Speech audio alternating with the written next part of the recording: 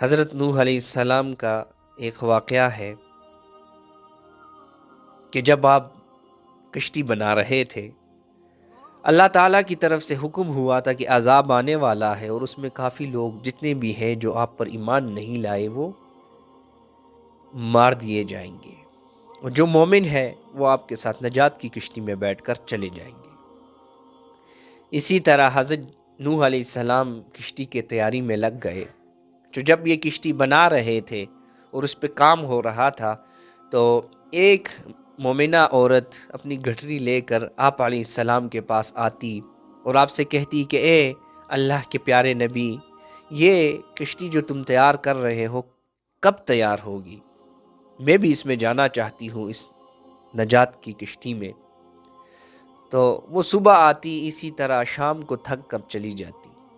ایک دفعہ حضرت نوح علیہ السلام نے کہا کہ اے مائی، آپ روز آتی ہو چلی جاتی ہو، آپ ایسے کرو کہ جب انشاءاللہ کشتی تیار ہوگی میں آپ کو اطلاع دے دوں گا اور آپ کو بلا لوں گا، اور آپ کو پھر نجات کی کشتی میں بٹھا کر میں آپ کو لے جاؤں گا۔ وہ مائی چلی گئی، اور حضرت نوح علیہ السلام کو جب کشتی تیار ہوئی تو اللہ تعالیٰ نے حضرت نوح علیہ السلام کو ظاہری طور پر اس مائی کو بلانا بھلا دیا گیا۔ آپ علیہ السلام کو یاد نہیں رہا اور آپ علیہ السلام چلے گئے کشتی لے کر۔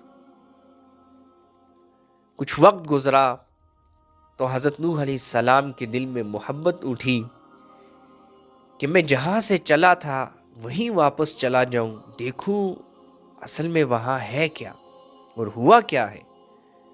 عذاب آنا تھا چننا کے۔ حضرت نوح علیہ السلام وہاں گئے، اور جب اپنے مقام پر پہنچے تھے جہاں سے وہ چلے تھے، اس مقام پر پہنچنے کے بعد جب چلتے گئے اور ایک جھنپڑی دیکھی اور اس میں دیا جل رہا ہے۔ دیا جل رہا ہے جب انہوں نے دیکھا تو دیے کی طرف چل پڑے، اور آپ علیہ السلام بھی بلند آواز سے تکبیر کہی۔ آپ نے جب بلند آواز سے تکبیر کہی تو اسی آواز کو سنتے ہوئے اور جھنپڑی سے وہی مومنہ عورت باہر آئی، اور آ کر حضرت نوح علیہ السلام سے کہا کہ اے اللہ کے پیارے، کیا ابھی کشتی تیار ہو چکی ہے؟ تو میں آپ کے ساتھ نجات کی کشتی میں جانے کے لیے تیار ہوں۔ حضرت نوح علیہ السلام نے کہا کہ بڑا تعجب ہوا، انہیں دیکھا کہ اتنا عظیم عذاب آنے کے باوجود بھی یہاں اسے کچھ پتہ نہیں۔ اس سے پوچھا کہ اے مائی، کیا تمہیں کچھ پتہ نہیں لگا کیا ہوا کیا نہیں؟ اس مومنہ عورت نے کہا نہیں، مجھے کچھ پتہ نہیں چلا، البتہ اتنا ہوا تھا کہ ایک دن بادل گرجے اور تھوڑی سی پہاڑی پڑی، ہلکی سی بارش ہوئی، بس، اور تو میں نے کچھ نہیں دیکھا۔ تو حضرت نوح علیہ السلام نے اللہ سے کہا کہ یا اللہ، یہ کیا ماجرا ہے، یہاں کچھ نہیں نظر آ رہا، اور یہ عورت ایک جو ہے یہ زندہ ہے اور اسے کچھ محسوس بھی نہیں ہوا۔ اس میں اللہ تعالیٰ نے حضرت نوح علیہ السلام کی طرف وحی کی کہ اے میرے پیارے نبی، اے میرے نبی، چننا کہ تمہارا اس عورت سے وعدہ تھا کہ میں تمہیں نجات کی کشتی میں لے جاؤں گا، اور اس عورت کو تم سے محبت تھی، عقیدت تھی، لیکن تمہیں تو اپنا وعدہ یاد نہیں رہا۔ مجھے چننا کہ یہ وعدہ یاد تھا، اور اسی محبت کی وجہ سے جب عذاب نازل ہوا تو میں نے اس عورت تک عذاب پہنچنے ہی نہیں دیا، اور اس کو نجات دے دی اور اسے بچا لیا۔ تو یہ واقعہ ہمیں بہت کچھ سکھاتا ہے۔ امید پہ دنیا قائم ہے، امید نہیں ہارنی چاہیے، کچھ بھی ہو جائے امید ہونی چاہیے۔ اسی طرح اس عورت نے بھی حضرت نوح علیہ السلام سے امید لگائی تھی، اور حضرت نوح علیہ السلام سے محبت بھی تھی۔ اس واقعے سے ہمیں بہت کچھ سیکھنے کو ملتا ہے کہ اللہ کے لوگوں سے، مومنین سے محبت رکھی جائے، ان سے محبت ہونی چاہیے۔ یعنی کن سے محبت ہونی چاہیے؟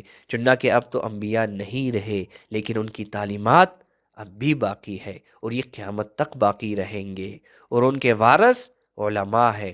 ان سے محبت کی جا سکتی ہے اور ان سے محبت رکھنی چاہیے اور ان کے ساتھ بیٹھنا چاہیے، کیونکہ یہی لوگ تمہیں اللہ سے ڈراتے ہیں، اللہ کے نزدیک کرتے ہیں، یہی لوگ تمہیں مسجد کی طرف بلاتے ہیں اور مسجد میں تمہیں دعوت دیتے ہیں اور نبی صلی اللہ علیہ وسلم کی تعلیمات بتاتے ہیں۔